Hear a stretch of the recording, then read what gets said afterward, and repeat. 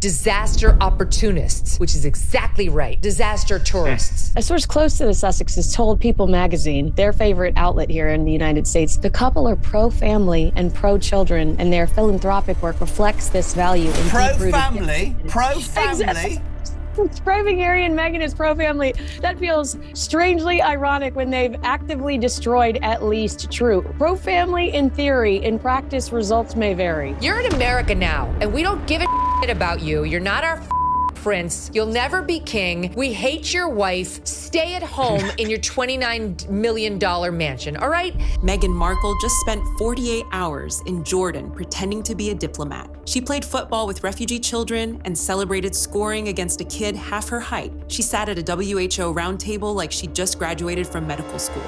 And the Jordanian royal family, a family she and Harry once called close allies, didn't meet her, not for 5 minutes. Not for a photo, not even a polite hello through staff. Queen Rania was nowhere near them. King Abdullah didn't acknowledge the trip existed. The silence from the Jordanian palace was louder than anything Meghan said in Amman. And here's the kicker. She showed up wearing the exact same shirt Kate Middleton wore 2 weeks earlier, in a country where Kate literally grew up. You cannot write this stuff, but I can. So here's how another Sussex humanitarian tour turned into another masterclass in self-inflicted humiliation, and why this keeps happening over and over like a script nobody bothered to rewrite. It's just mind-boggling how you could just continue to walk through life and not even give the man a phone call and pay for the best medical care that Dad needs right now, Meghan. God knows, he's got a special place for you right next to that cabinet. You're going straight to hell.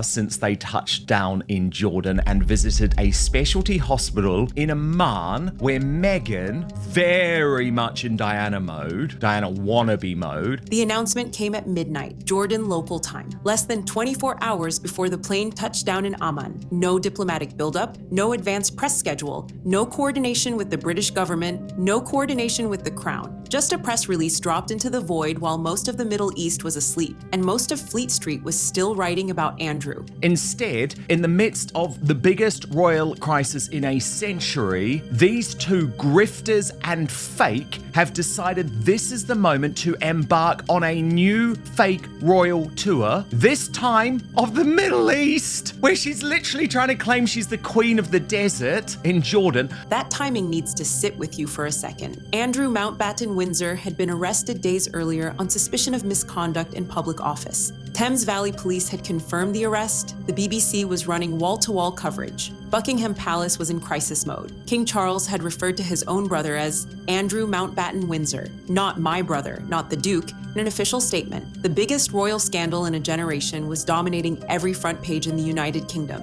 And into that chaos, like clockwork, Harry and Meghan materialized in Jordan with a World Health Organization delegation, cameras in tow, humanitarian branding in full effect. But wanting to exploit their royal titles, I think it stinks. And I think what King Charles should do, he should just strip them of the titles. Let them go off and be, celebrities, that's fine. But don't do it in the name of our royal family. Tom Sykes at the Daily Beast published a piece with a headline that said it all. He called the Jordan trip a humiliation for King Charles. He argued it proved that Charles no longer controls his own family, that discipline within the monarchy has collapsed, and Buckingham Palace can't stop what he called quasi-royal freelancing. All they had to do was shut up and do nothing. And Prince Harry and Meghan Markle were probably going to get their best news cycle in years, because we know deep down they want to bring down the British royal family. Dan Wooten went further on his outspoken show. He called it a fake royal tour and added a line that did the rounds across social media.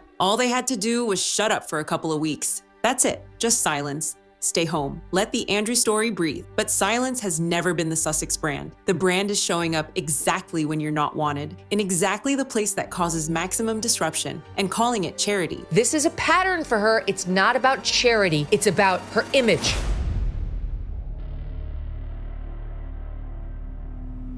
There's this ludicrous couple just pretending to do a royal tour. God knows what it's all about except for chasing headlines and saying, hey, anything William can do, we can do better. It's pathetic. It's really pathetic. Here's the detail. Every other channel is skipping. Jordan's royal family, King Abdullah and Queen Rania, did not meet the Sussexes during this 2-day trip, not privately, not publicly, not at all. No dinner, no tea, no drop-by, nothing. And that silence carries weight when you understand the relationship Jordan has with the British crown. The Hashemite dynasty and the Windsors go back decades. King Abdullah trained at the Royal Military Academy Sandhurst, the same institution Harry attended. Queen Rania has been photographed with senior British royals at state banquets, funerals, and private visits for over 20 years. She was at Queen Elizabeth's funeral. She has personal relationships with multiple members of the family. This is not a distant diplomatic connection. This is real. And in October 2025, just 4 months before Harry and Meghan landed in Ammon, Queen Rania and King Abdullah visited William and Kate at Windsor Castle. A proper engagement, photographed,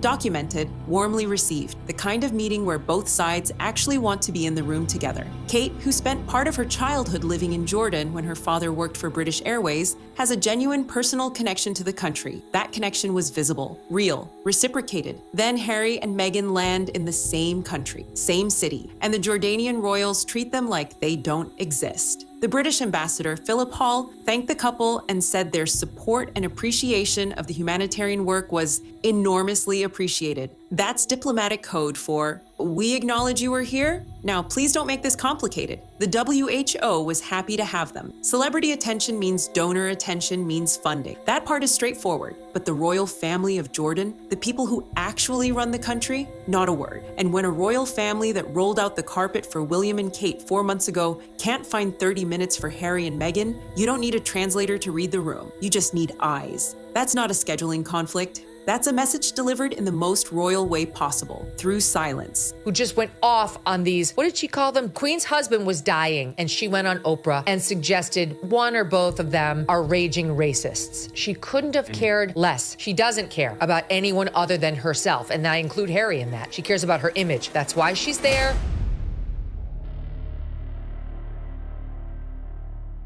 First picture of Meghan, and I looked at it and I thought, oh my gosh, she kind of looks like a dude. And that's not to actually be rude, but how Meghan Markle's body is composed and the outfit that she chose actually screams masculine, not feminine. So guys, here is this particular outfit. If you look at it from this and you didn't know who that was, I would honestly think man. I really would. Now let's talk about the wardrobe, because either Meghan's styling team has the worst research department in celebrity fashion or the best sense of irony on the planet. She stepped off the plane in Jordan, wearing a white button-down from a brand called With Nothing Underneath. The specific style, the boyfriend fine poplin. Nice shirt, clean look. One problem, Kate Middleton wore the identical shirt. Same brand, same model. 2 weeks earlier at Castle Hill Academy in England, Kate wore hers in blue. Meghan wore hers in white. Same shirt, same month. Meghan looks sloppy. She looks sloppy and undone. She looks like a mess. She looks like she doesn't care. In a country where Kate literally spent years of her childhood. This isn't a one-off either. The Kate wardrobe overlap has become its own running joke in royal circles. The same designers showing up weeks apart, the same silhouettes, the same coincidences that somehow keep happening in the same news cycle. Whether it's calculated or careless doesn't really matter at this point. The optics write themselves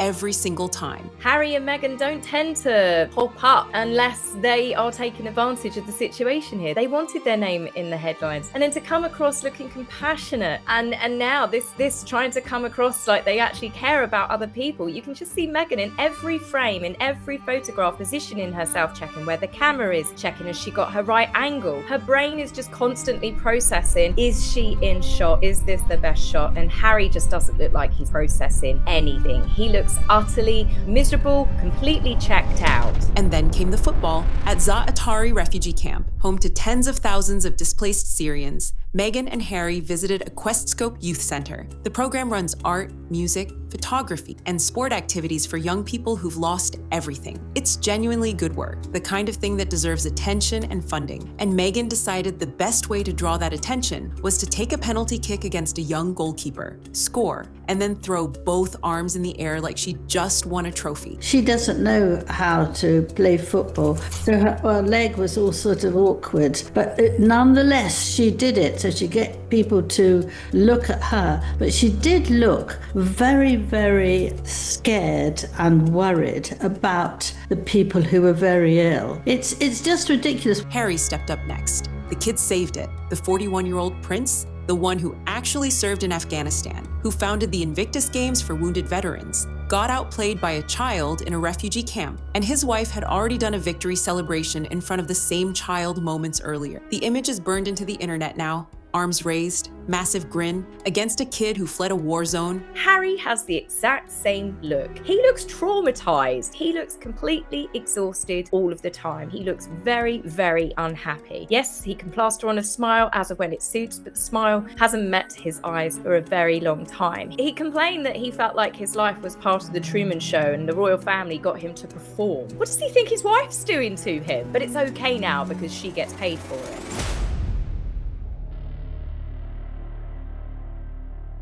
Catherine is looking unbelievably gorgeous today. They're matching, but they're not like matching because the velvet is just a little belt on her dress. But William has a velvet blazer. They go together. It's magnificent. I personally absolutely love it. Same week. Two women, two completely different images of what royal looks like in 2026. On Saturday, February 22nd, 3 days before Meghan landed in Jordan, Kate Middleton walked the BAFTA's red carpet at the Royal Festival Hall in London. It was her first red carpet at the Film Awards in years. Catherine, the Princess of Wales, in her lovely Gucci gown, which I have been dying to see. She wore a floor-length blush pink Gucci gown, one she'd originally worn at the 100 Women in Finance Gala back in 2019. Recycled, elegant. The internet loved it. She paired it with the Greville chandelier earrings that once belonged to Queen Elizabeth and the Queen Mary choker bracelet. It looks like she's wearing her Oscar de la Renta sparkle shoes and the Queen's Grenville earrings, and she also has a diamond bracelet from Queen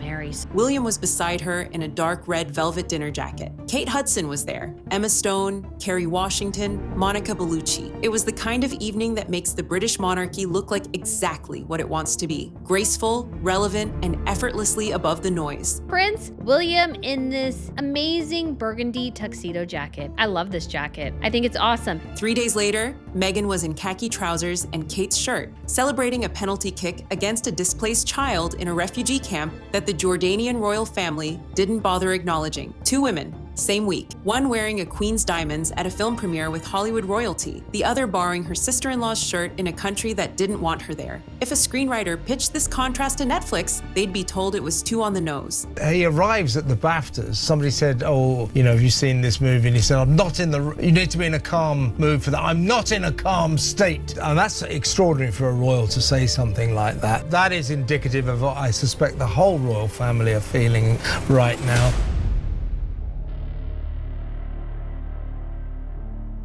This is their third weird pretend royal tour. They went to Nigeria, they went to Colombia, and now they've gone to Jordan, to the Middle East. What is this all about? Well, I think they'd know they'd been in papers and people would say, oh my goodness, they've come, aren't they good, aren't they kind? But I don't think they're either good or kind. I think they want attention. I wonder who's going to pay for it. We don't know. If Jordan was the first time this happened, you could call it bad luck, a one-off. Unfortunate timing, poor planning, move on. But it's not the first time. It's the third in 2 years. And the formula is identical every single time. Nigeria, May 2024. Surprise announcement with minimal notice. No British government involvement, no crown coordination. Harry and Meghan arrived in Abuja and Lagos with cameras, Archewell branding, and a packed schedule of engagements that looked, sounded, and were photographed like a state visit, without any of the authority that comes with one. The Nigerian press was welcoming. The British press called it a PR exercise. Critics called it a quasi-royal tour. The Sussexes called it philanthropy. They're under investigation for who paid for their trips, their first-class airfares and their trips to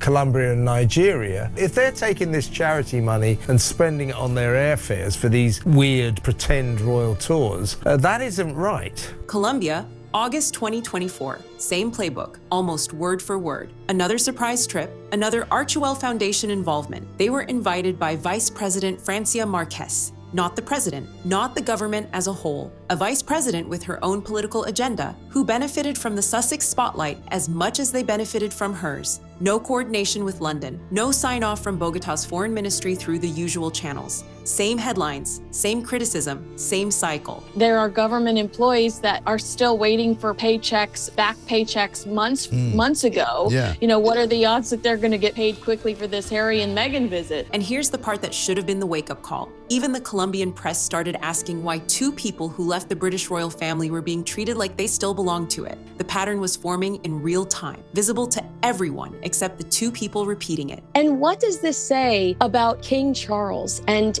his lack of control? I think a lot of people are going to call for these two to have their titles stripped, because you've got to do the homework if you're going to force this fake royal identity. Jordan, February 2026. Midnight announcement, WHO partnership, refugee camp visit, football with children, Kate's shirt, no Jordanian royals, same formula, third country, third set of cameras, third round of the same conversation, announce with no warning. Partner with a global health body for credibility, visit a vulnerable population for the photographs, generate enough press to drown out whatever royal crisis is happening back in London, then fly back to Montecito and wait for the next opportunity. You've had the Duke and Duchess of Montecito running around like a rival royal family, trashing their family, trashing the monarchy. 3 tours, 3 countries, 3 continents, and 3 identical outcomes. Praise from the hosts who benefit from the attention, silence from the royal families who actually govern, and criticism from every media outlet that isn't on the Archewell mailing list. Actually just makes William look and think, oh my God, they're a liability. This is why, Papa. This is why, King Charles, they've got to go. You've got to start listening to me. They have to go, because it's these types of freelancing efforts which actually will continue to damage the royal family, and they do so still referring to themselves ludicrously as a duke and a duchess, and that has to change.